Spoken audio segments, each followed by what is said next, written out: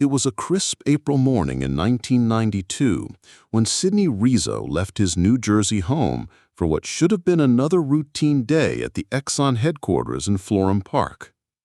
At 57, Rizzo was a man of routine, discipline, and quiet confidence. He had spent decades climbing the corporate ladder to become a senior executive, and his life was structured in the same way he managed his career: precise, orderly, and dependable. Every morning at 7:30 a.m., his wife Patricia would watch him pull out of their driveway in their silver Acura, coffee thermos in hand, suit pressed, tie neatly knotted. That morning seemed no different, but within hours, a chain of events would unravel into one of the most baffling and desperate criminal investigations New Jersey had seen in decades. By late morning, Patricia began to worry. Sidney's office had called. He hadn't arrived for his 8 a.m. meeting, and no one had heard from him. At first, she told herself it must be traffic, a flat tire, maybe even a last-minute errand. But the unease wouldn't leave her. By noon, unease turned to panic. Sidney wasn't the type to vanish without explanation. She called friends, colleagues, even nearby hospitals. Nothing. At 3 p.m., her phone rang. The voice on the other end was cold, deliberate, and male. It was not Sidney. The caller told her that Sidney was alive, for now. He had been kidnapped.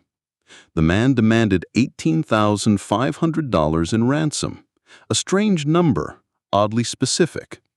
The caller gave instructions: no police, no media, or Sidney would die. Patricia, terrified, tried to keep her voice steady, but the man hung up before she could ask questions. Despite the warning, she called the police. Within minutes, the Livingston Police Department contacted the FBI, triggering a full-scale kidnapping investigation. Agents swarmed the Rizzo home, setting up phone tracing equipment and questioning neighbors. The first thing they learned was that Sidney had been abducted just a mile from his home. Witnesses recalled seeing a car stopped oddly on the roadside, and two people, a man and a woman, struggling with someone who matched Sidney's description. The FBI knew that in kidnapping cases, the first 24 hours were critical. They immediately began analyzing the ransom call. The voice was calm but strained, the accent possibly local. The demand was low by kidnapping standards, and strangely, the kidnappers hadn't given detailed instructions on how to pay. To seasoned investigators, that suggested inexperience, possibly impulsiveness. Hours turned into a tense night. The phone rang again, this time a woman's voice, sharper, almost impatient. She confirmed Sidney was still alive, but growing agitated. They wanted the money soon. The calls were traced to various payphones across Newark and East Orange. The FBI began surveillance at dozens of locations, hoping the kidnappers would slip up. Patricia was forced into a harrowing role. She would be the go-between, talking to the kidnappers under FBI guidance. Her conversations were recorded, analyzed for speech patterns, and compared against criminal databases. Each time she spoke with them, she could feel the weight of her husband's life in every word. By the second day, a disturbing picture emerged. The FBI suspected the kidnappers were amateurs who knew Sidney personally, or at least knew his routines. The ransom amount was lower than someone might demand from a high-ranking Exxon executive, hinting that money wasn't the sole motive. Agents began digging into Sidney's recent interactions, business deals, and acquaintances. Then came the gut punch.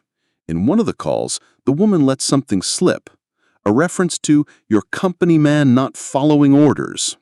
It was phrased awkwardly, but it suggested resentment. Investigators began to wonder if this was personal, a grudge, maybe revenge. Surveillance teams intensified their efforts. On April 12th, 4 days into the ordeal, the FBI spotted a young couple using one of the traced payphones. They fit the vague descriptions given by a witness near the abduction site. The man was tall, thin, and in his early 20s. The woman, a few years older, had a wiry frame and an intense stare. The two were identified as Arthur and Irene Seal, both with troubled backgrounds and mounting debts. The Seals had once lived in the same neighborhood as the Rizzos. Arthur had even worked as a police officer in Virginia before being dismissed for misconduct. The FBI now believed they had their suspects, but still no sign of Sidney. Undercover agents shadowed the Seals for days, hoping they'd lead them to where Sidney was being held. Instead, the couple seemed increasingly nervous, avoiding routines and making fewer calls. This sudden silence terrified Patricia and the FBI alike. Kidnappers who stop calling often do so for one reason: their hostage is no longer alive. The investigation took a grim turn when agents searched a secluded wooded area near a remote section of Chester Township. Following a tip from a man who had seen the Seals' car parked oddly for hours, agents discovered what they feared most: a shallow grave. Inside was the lifeless body of Sidney Rizzo. He had been shot in the head. The news shattered Patricia.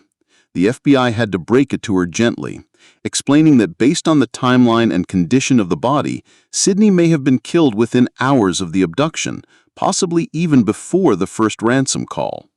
For the agents, it was a devastating blow. They had been negotiating for a man who was already dead.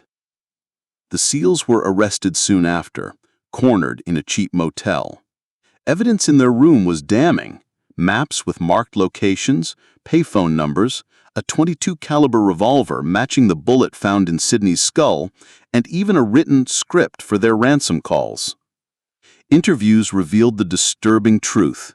The Seals had planned the kidnapping for weeks, studying Sidney's habits and route to work. But their plan unraveled almost immediately.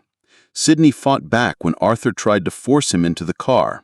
In the chaos, Arthur shot him. Rather than abandoning the plan, the couple buried Sidney and proceeded with the ransom scheme, hoping to still extract money from Patricia without her realizing her husband was already gone. The trial that followed was as much about betrayal as it was about murder. Prosecutors painted Arthur and Irene as greedy, reckless duo who had destroyed a family for a meager sum. The defense tried to argue that the killing was accidental, a panic reaction during the abduction, but the jury didn't buy it.